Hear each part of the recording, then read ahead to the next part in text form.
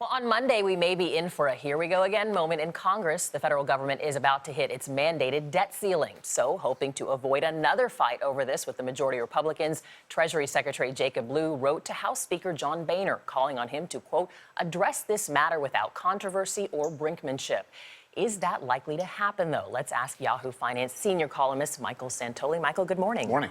We all know that we always fight about this, but what are the latest details in this particular battle? So this limit has been reached. It's really a deadline. The debt limit was suspended last year. In the last couple of years, Congress has had these kind of patched together compromises that allowed the government to continue borrowing. Right now, this is a stated deadline, March 15th, but the Treasury thinks it has a few months at least, probably until October or so, with maneuvers behind the scenes to preserve cash and spending power, so that really the moment, the true deadline is not for a few months off, but as you see with this exchange of rhetoric, we're already starting this process again. They're already preparing for this. What are they doing, essentially?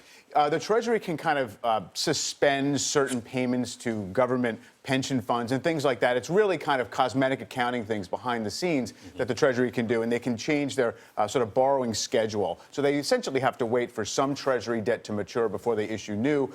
That's kind of known what they can do for now, but it can't last forever. That's why ultimately the limit will have to be raised. People sometimes, I think, get it confused and think that when the debt ceiling is changing, we're taking on more debt. But that's right. not the case, right? I mean, what is the debt ceiling? The debt ceiling is essentially Congress's authorization for the Treasury to borrow as much as required to pay the bills that Congress has already authorized. We're the only country that really does this. Essentially, usually when a legislature says, here, we have a spending plan, we've authorized it, the Treasury can borrow whatever it takes to pay for it. We actually have this secondary measure where Congress can exert a little bit of pressure on spending priorities and just kind of, make some noise when we do reach this limit.